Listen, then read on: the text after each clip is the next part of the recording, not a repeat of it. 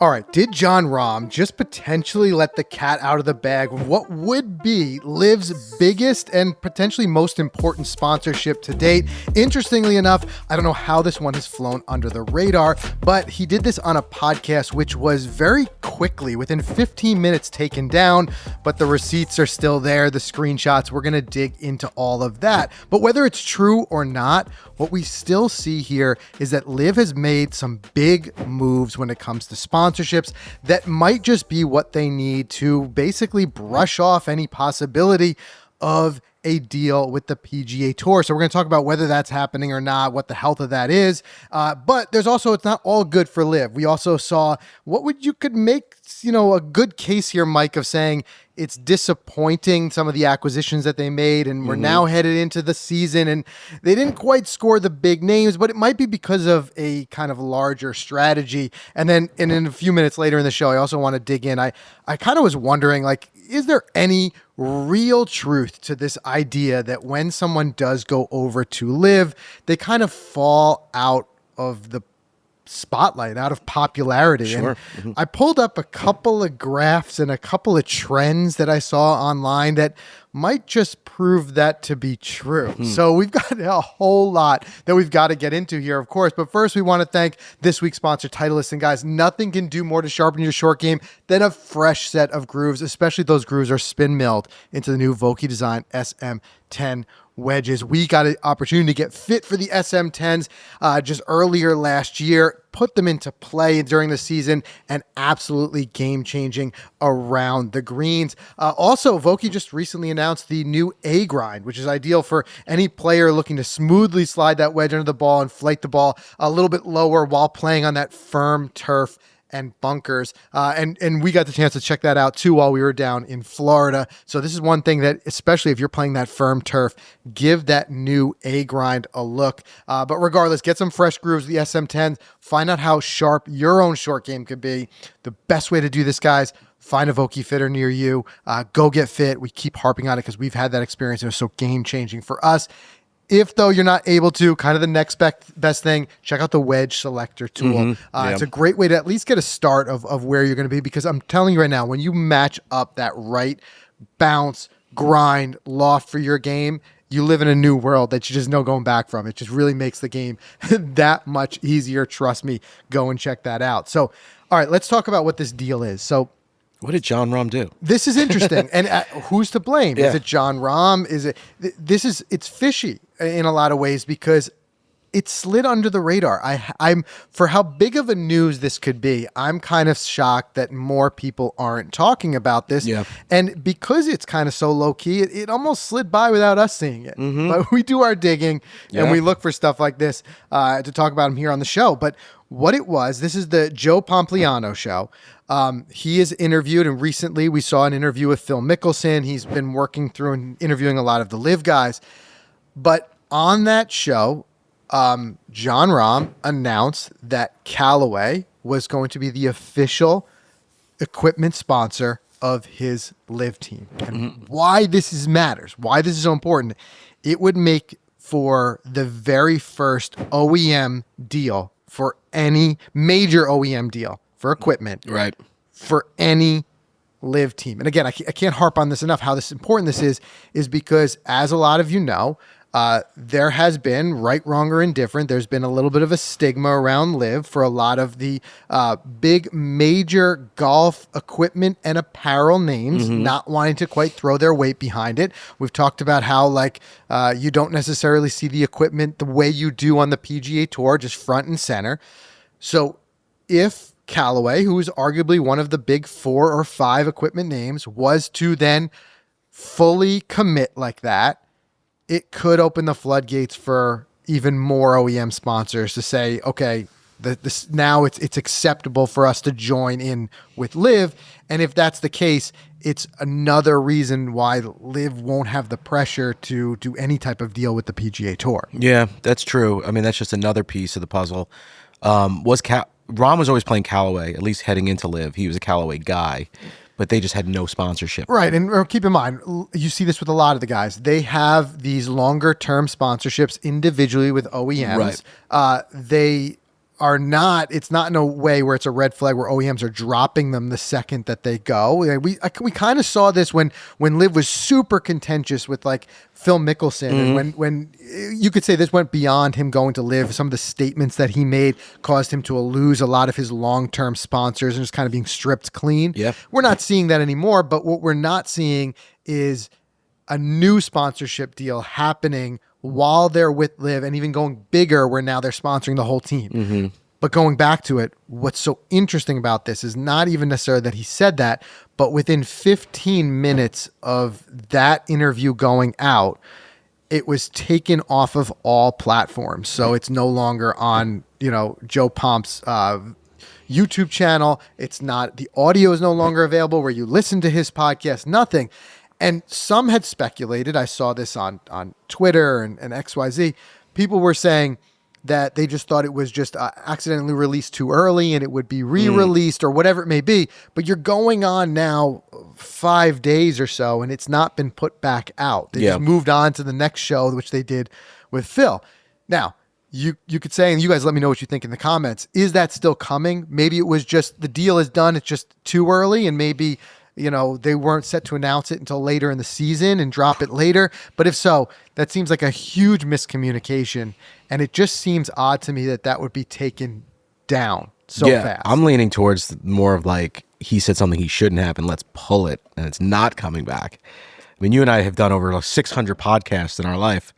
We kind of know if we got a hot, juicy interview like that, I think we would have crossed, all the T's, dotted the I's, knowing about it, like an embargo at timing. Sure, but right? What would he have said that he shouldn't have said? All he said was that Callaway was the official equipment sponsor of his team. Does that just mean that was not true, or did Callaway get backlash and wanted to immediately stop that, or was it just too early? It remains to be seen. Right, publicly traded company. I mean, John could have put his foot in his mouth. Now that I think about it, maybe it's possible. Like, hey, you weren't supposed to announce that yet. That our presence in LIV is a team sponsorship. It's very possible, but nothing after that has come out on that, why it's been pulled? Nothing. It's all been speculation by fans of the show who are asking why is it no longer there. Jeez. Okay. And it's really only been reported on by one or two sources. And what all they have to go on, all they can report on is that basically those receipts that were quickly grabbed by a couple of more prominent Twitter accounts immediately were, which, good for them, finger on the trigger. They grabbed it. They grabbed, screenshots of the interview, but after that it was taken down. So the only thing that people can report on is that much. That being said, though, I think there's a much bigger picture that we have to dive into here. And that is the reality, though, whether that sponsorship deal comes to fruition or not. And like I said, the reason why it would matter is because it'd be the first major OEM deal for LIV. Right. The reality is, one big thing that we've talked about now for quite some time, 2 years now going on with LIV, was that a huge issue that they were having was that they couldn't be supported forever by PIF money. And it was never the intention. You've heard from Phil Mickelson and others inside of LIV saying that the PIF was there to give them kind of like a kickstart, but ultimately the goal was to make these teams, these franchises, self-sustaining with their own sponsorships, with their own ownership, and be able to kind of wean off of the PIF money, so to speak. But in order to do that, they needed big sponsorships, something that was very slow to uptake on LIV, and largely because of the stigma included with it. There was a lot of, I'm sure, companies fearing backlash, boycott of people who are, LIV is still in a lot of ways a love or hate kind of thing. Yeah, totally. And we see it. We see in the comments. Some of you guys are very, all in PGA Tour, all in LIV. It doesn't, although it's kind of slowly going that way, I still don't see it where it's like, hey, I kind of like watch both. It's still a little bit polarizing.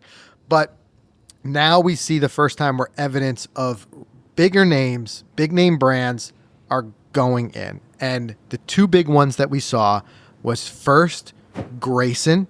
And this was not something that was walked back. Right. This was announced just in the past 2 days.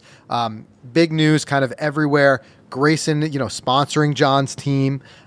Keep in mind, Grayson is not what I would call like a small brand. Not a small brand, no. You see a lot of like the smaller brands might be willing to take that risk and that gamble on a LIV team because, the publicity is there Yep. or whatever it may be.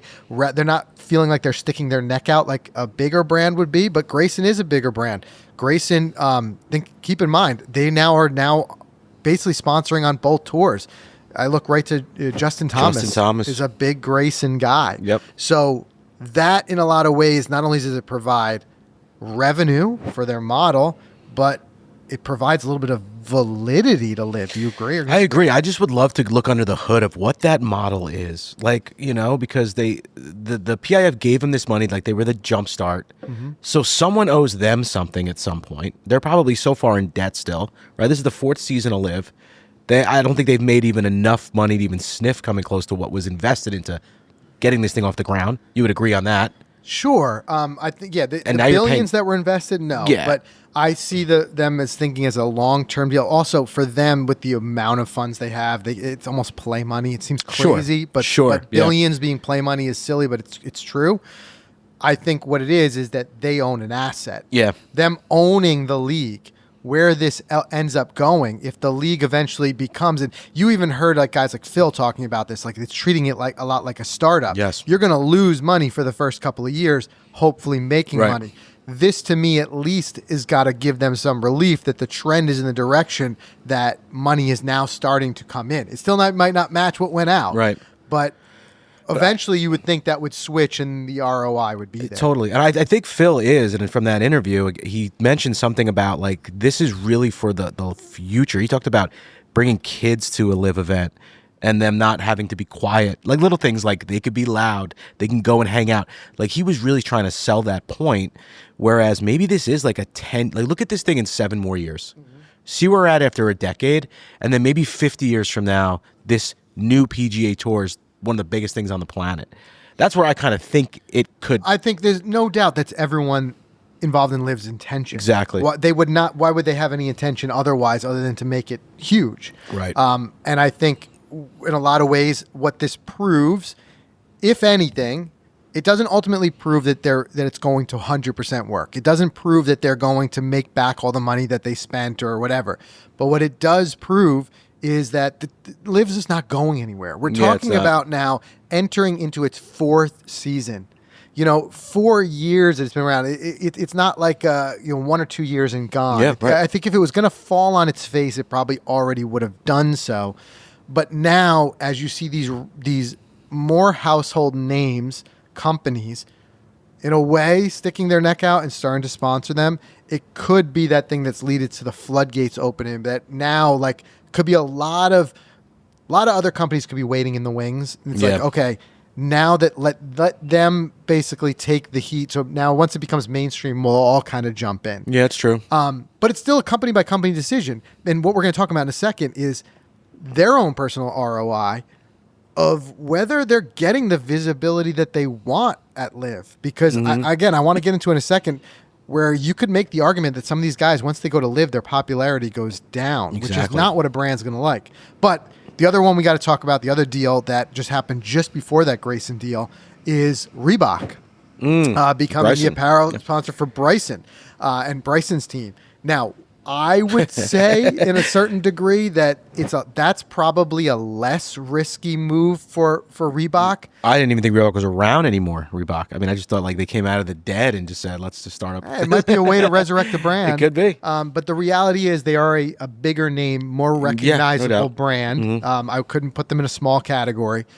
I think that one, they're hedging their bets a little bit more because Bryson is so individually popular on his own platforms. Well, maybe that's just it. It's almost like if I was a brand, I'm like, I'll buy in to get Bryson's YouTube channel, and if his LIV team comes with that's what I'm thinking. Great, with these companies, with the Primos and the things like that for these companies. I think like great, whatever happens on LIV happens. Right. Fingers crossed. But we got your YouTube and we got everything else you do. Right, and that's where these guys individually can be very marketable. Also, we're seeing Bryson now, this past week playing in India, really making it more of a global presence. And you never know, these brands, these are global brands. They're going to want that type of attention. But any way you shake it, whatever their end reasoning was that they went and sponsored, the reality is you can't deny the fact that LIV teams are now getting sponsors from household name brands, and it's creating revenue, it's creating attention, and it's reducing a lot of that stigma that was attached to it prior. Right. So what does this kind of mean?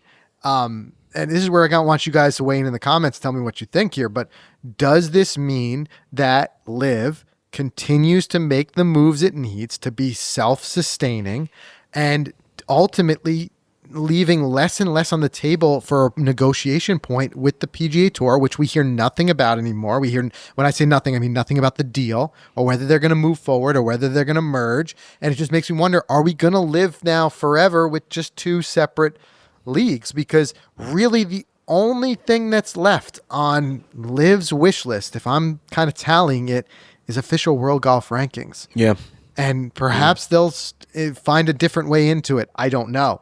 But the other big story to kind of get into is in the off season. And this kind of makes me wonder too, with this progression of the leagues coming together or not.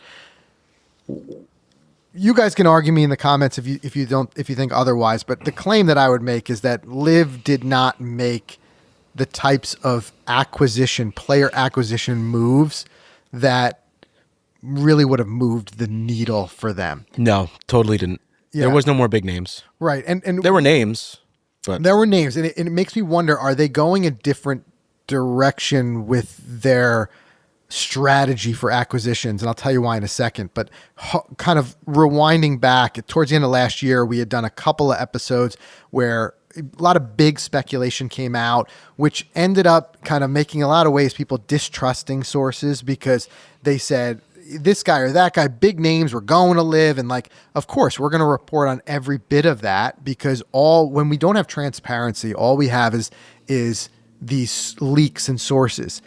I wish there was more transparency. I wish there was more from a leadership standpoint coming out. I wish when these like speculative statements come out from an agent insider, I wish players and their own agents would be quicker to speak up to say that it's not true. Sometimes you'll have this big, juicy speculation that would come out from a credible source. Why does it take the player or their agent a week to deny it? Right. And that's what's like in a certain way, like, does they just benefit from that publicity? But I digress. The reality was there was speculation that more big names were going to be headed over as they see like the benefits the guys are having from LIV, guys like Bryson, and wanting to follow the Bryson model. Was that going to happen? Again, names like Xander Schauffele thrown out there, all these names. None of that happened. The reality is no big names from the PGA Tour, no top 50 guys made the jump over to LIV. Instead, what we saw was acquisitions of some up-and-coming prospects. Mm-hmm. What does that tell you? Yeah, I think the days of the big names are over. In fact, I think the biggest off-season signing from LIV, and it's to be determined whether it'll pay off, is Rick Shields. I know we talked about this last week. You guys had a lot of comments about Rick in the last podcast. We appreciate that. And like I said, we'll see if it's going to pay off because he's just starting to film that content. This week is the first one. So we're going to see. I'm curious to see if it moves the needle for them after a season. Yeah. Just see if his audience, like, how did that investment, whatever that investment was, how did it work out for them? Well, and if you guys missed that episode, go back and watch last episode because we really talked about how LIV seems to be the one out of the PGA Tour and LIV that's really leaning into that new medium with YouTube, and we broke that down. But it just makes me wonder. We mentioned earlier, we talked about LIV's longer-term strategy in order to be successful and profitable. Well, now, I'm looking at this list of names that LIV did acquire, and they're prospects. Guys like Tom McKibben, right? Very hot prospect that I'm sure the PGA Tour would have wanted as well. Right. It does make me wonder, has LIV shifted from spending the big bucks, $200 million on attention-grabbing polls from the PGA Tour, top 50 guys, and instead said, let's go after the up-and-comers for what this is going to do long-term for the league when these guys are the names that are the stars. The other thing, though, is I had to look at this through the lens of the up-and-comer, right? And it makes me wonder, if you are the prodigy that's coming up next, what really boils down to being more attractive for you? To go to LIV with the more, nothing in life is guaranteed, but the more guaranteed money. Right? Now, you could underperform, you could get relegated out and be out with no job. There's no doubt. This going to LIV is not something that comes with no risk. But in the team environment, you're much more guaranteed to make some money because if you know, especially you get drafted onto Jon Rahm's team, you know that team is going to win an event or two. Profitable year for you. You know, a guy like Tom McKibben in his first year could make $10 million. Easy, right? Yeah. You look on the other side, as the PGA Tour in a lot of ways shrinks, as we see more signature events, as they talk about shrinking field sizes, it makes you wonder, is it harder for these guys to break through to the top and make money? Remember, you go to the PGA Tour outside of sponsorship deals, right? You're no guaranteed money, right? That's what I was gonna say. There's no bonus. There's no sign-on bonus for PGA Tour, right? Every player that went to LIV got paid to go. PGA Tour, you had to earn the spot. Well, not everybody gets paid. Well, remember, like I said, right. Unless there's a deal that we don't know about, right? The less household names don't necessarily get signing bonuses, right? But where I say the guaranteed pay is your team wins. Teams wins, yeah, no doubt. You get that opportunity. So it makes you wonder, if you're sitting in the seat of a prospect, do you say, okay, I'll go to the PGA Tour where it's going to be all on me. I got to grind it out, which has always been, healthy competition. I get Corn it. Ferry. You got to make your way. You've got to win, and you're seeing smaller fields with top talent. Or do you say, hey, take the money. I can make $10, $12 million and live in a year or two. But what we'll talk about in a second, you possibly lose a little more visibility. Yep. Now, I'm going to say this because it's important, because I know you guys out there watching and listening are all over the world. When I say visibility, I get that it can be very region-based. And I get a guy like Tom is coming from Ireland, Europe. There's a little bit more, I believe, from what we see, not living there, a little bit more of a presence and a little bit more of a popularity and awareness of LIV there than there might be here in the States. Right. So you got to think of it as a global game. I totally get that. But it does make me wonder, because of what we're going to talk about is, like, do some of these guys, like, is the trade-off, you might make more guaranteed money a little bit quicker, but part of that is that you might not have the same rise in popularity that, like, if you come onto the PGA Tour and you break out in the first season, the possibility of a lot of more attention that could come. That's from that. true. I mean, you don't think these guys are getting anything to come, like a McGibbon or a Kieran Vincent, like $1 million, 3 years? It's possible a top prospect. Because even that, it's possible a top prospect gets a signing bonus from the team, but which you don't get at the PGA Tour. Which you don't get at the PGA Tour. But I will say, there's a lot of non-household names on LIV that didn't necessarily get any type of signing bonus to come over. Yeah. You know what I'm saying? No, I believe that. Yep. Right. But it also, the other big question that I have here, and another thing for you guys to weigh in on the comments, is, because of this, have we more or less seen it, the transference between guys switching between leagues, guys switching from LIV to the PGA, or from the PGA Tour to LIV or whatever, has that more or less settled down? Do we now know the players on both sides? If this is not going to end in a merger, because it just seems like that's just gone so cold, have we now seen, like, the teams have been decided, this is what it is? You're no longer going to see a big name jump over to LIV. You're not necessarily going to see a guy get out of LIV and try to get his way back into the PGA Tour. Is it that this is it? You got your Rorys of the world over here, and you've got your Rahms of the world over here, and now they're just both going to basically in some way vie for up-and-coming prospects. Is that where we settle? I believe you're right. I think the only thing that will throw a wrench in that is if there is some PGA Tour player that just is so angry with something, or just has had it. I don't know what that can be. If something happens from Monahan, a change, and it just frustrates them so much that they give the call over and be like, hey, is that offer still available? Right. But other than that, I think... Or, in a way, could LIV become what they don't want to become, which is the Victory Lap Tour. And if there's a couple of guys who similarly, instead of the beginning of their career, they're towards the end of their career, and they're seeing how competitive the PGA Tour is getting with its smaller signature events, and say, listen, winning over here is becoming really tough. I'll take $10 million to get my name, throw my name, over on a LIV team and ride out 2 years and retire. Yeah, I know. You know what I'm saying? I know. And I will throw one more piece on that. I really do think they're going to lean in hard in the YouTube space. I know we talked about that last week. We talked about Grant, Wesley Bryan, like people like that. They did, Rick.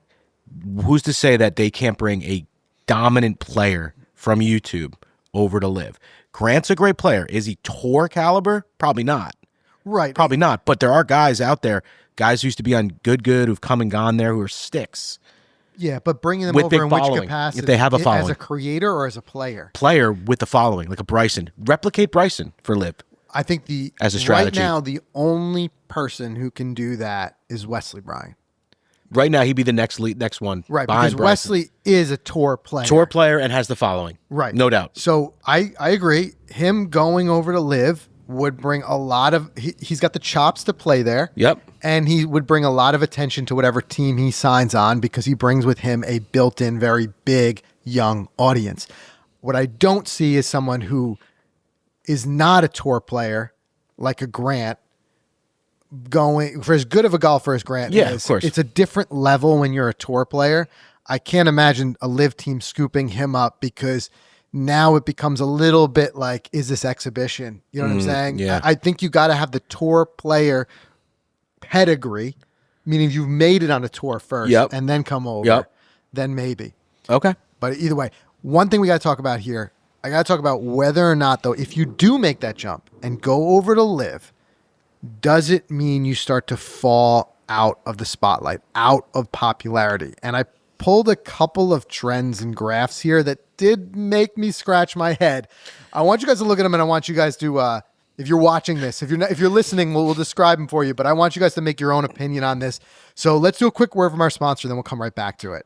All right, guys. FootJoy is the unquestioned leader in performance golf, rainwear, and outerwear, especially with their new Thermo Series lineup. The outerwear is incredible. We wear it all the time. It is the warmest stuff out there. And there's what I love about it the most is just so much variety. You know, real golfers, we make every day playable. So it could be 40 out, it could be 12 out, it could be 60 out, it could be raining, you name it. You want to be warm, but you still want to look good. Exactly. I want to be able to express myself. Right. I don't want to wear a garbage bag. I just don't want to protect from like the look colors good. that you get in the Exactly. Thermo Series, stuff like that.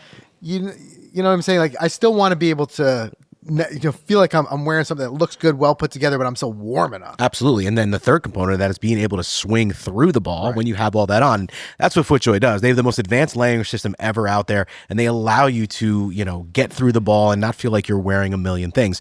That's what we love about them so much. So forget about checking the forecast. Those days are over. Just go to FootJoy.com, find a Thermo Series jacket that'll help you play in any condition, anytime, anywhere.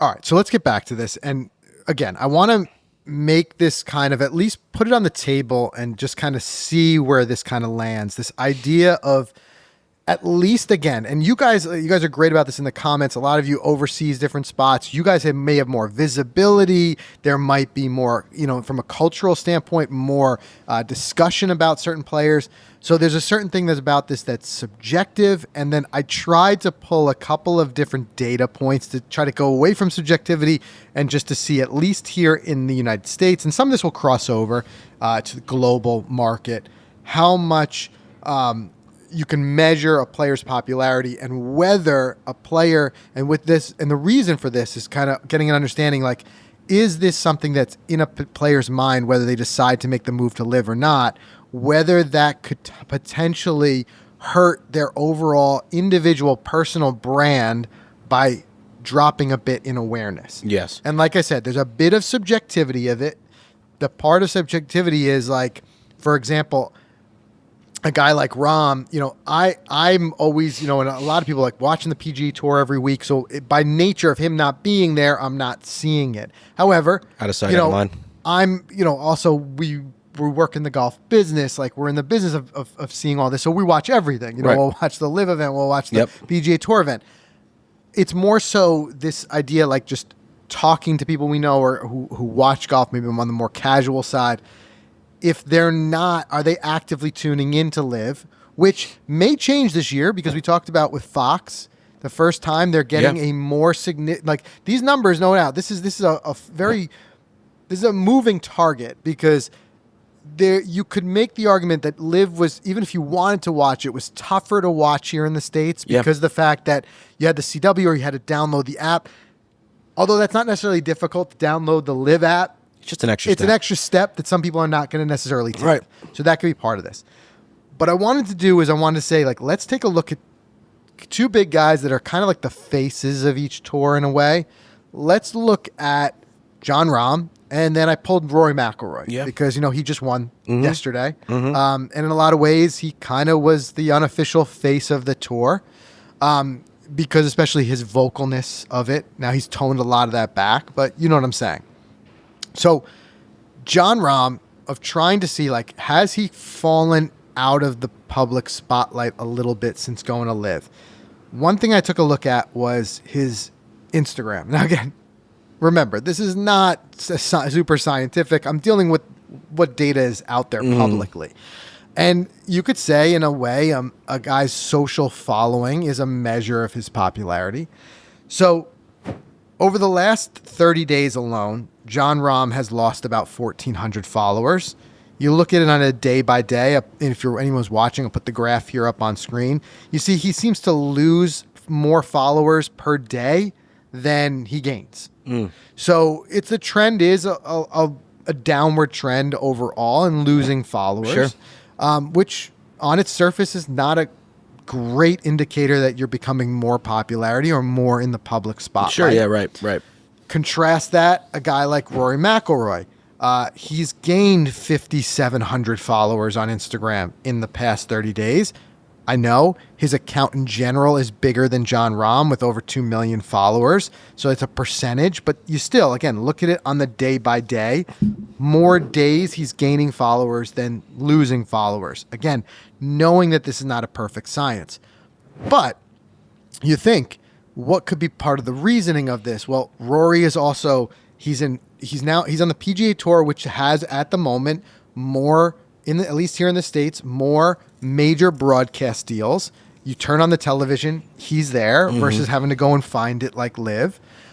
You have him being part of the TGL, which has been one of the hottest things, of the beginning of this short 2025 year, because you're talking about playing in prime time. Right. We talk a lot here about casual golf fans, fringe golf fans, people who are not tuning in necessarily every week, but maybe you were watching college basketball on ESPN, and then boom, there comes the TGL, and you're watching Rory, right?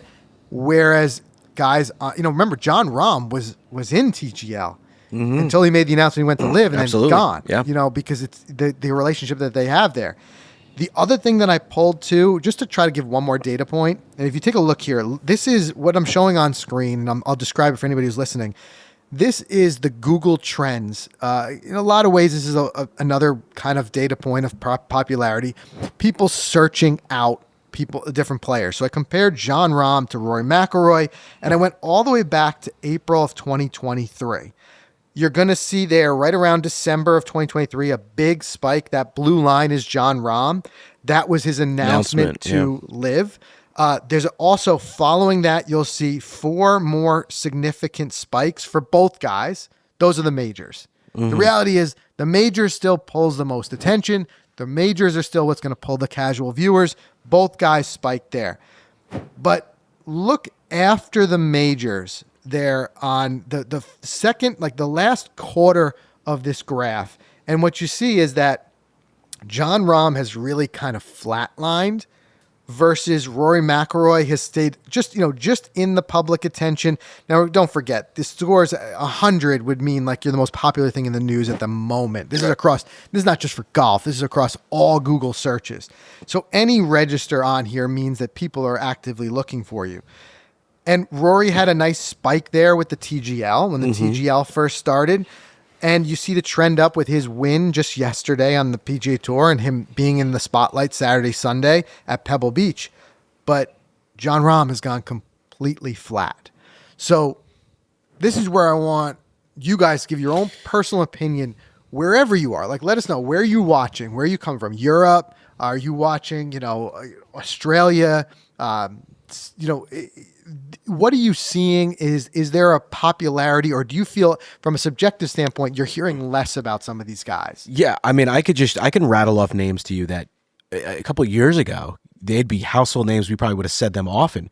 But when's the last time you heard Patrick Reed? When's the last time you heard Charles Schwartzel? This guy, you know, these are guys who were always in like contention at the Masters. Even Cam Smith. Cam Smith's another guy on that list.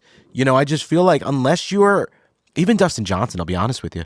You know, I mean, that guy sailed off into the sunset. I don't even think he cares about the spotlight. But I mean, Phil and Bryson and Rahm, I think, are the three most popular guys at LIV. They're still relative. Even Brooks has fell off.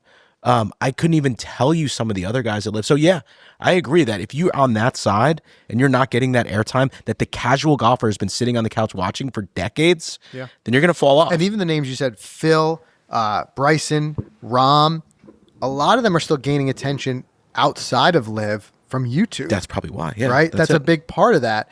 So it does make me wonder. You think about like some of these prospects, like you have like Tom McKibben. Like, does that weigh on your mind in any way? Even if it's regional, even if you're more for the states or whatever it may be, you say like, you know, I'm not necessarily going to gain the same level of popularity. Or guys, tell us, are we way off? Am I missing something? Right? Is there a data point that I don't see that you guys are more aware of? Like, we're here to learn from you guys too. Drop it in the comments. But all I can say is I can just speak to just general idea of what we're hearing, what we're seeing, talking golf.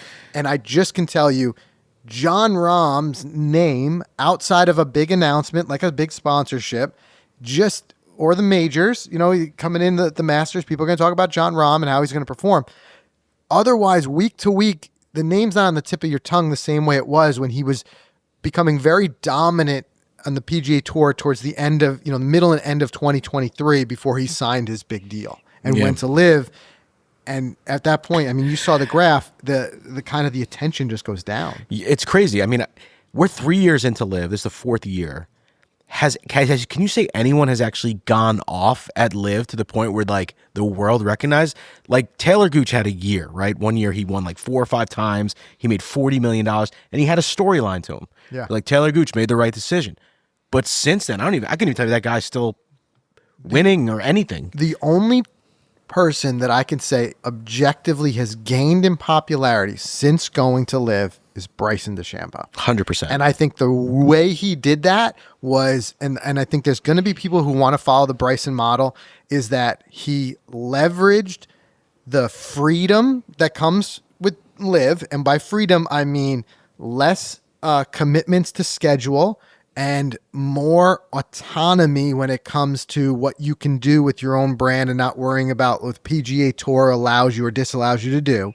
Leveraging that to go out and get it on his own through, you know, dramatically growing. We just saw a story where he invested $1 million. He spent $1 million on growing his YouTube channel and investing that. It's not even necessarily making him, it's a losing proposition for him right now, but it's gaining him attention and popularity. Some guys do that. Other guys, you know, don't necessarily. You don't see like Cam Smith with his own YouTube channel and growing his presence that way, which also makes me wonder, do some of these guys necessarily care about their popularity dip? Probably not. Is Jon Rahm losing sleep at night over this? I don't necessarily think so. And some of them may, kind of looping back to what we talked about earlier, some of them may be thinking a lot more long term. A guy like Jon Rahm, who's also, you know, invested as a team owner, you know, maybe they're thinking like, okay, so I'm a little bit less in the spotlight, but we're still a startup. We're making moves like attracting, you know, these household name sponsorships. You may see an official announcement soon about Callaway. That may happen. And maybe thinking, you know, at the end of the day, as a businessman, I'm helping grow something that I'm a part owner in. And over time, it's going to be a much more equitable thing for me, even though I'm less in the spotlight right now. It remains to be seen. Yeah, that's true. I mean, Bryson was like probably in sports the biggest 180 from hate to love that I've seen in a long time. Because he went from like that rope at the LIV in like 2022, taking him out and everyone hating him, making fun of him, calling him all these names, to carrying the cross at Augusta and becoming the biggest thing in the world that everyone loves. And he did change his appearance. Hat tip to him. He could have gone two ways. when everyone was hating on him, he was making the big money from LIV.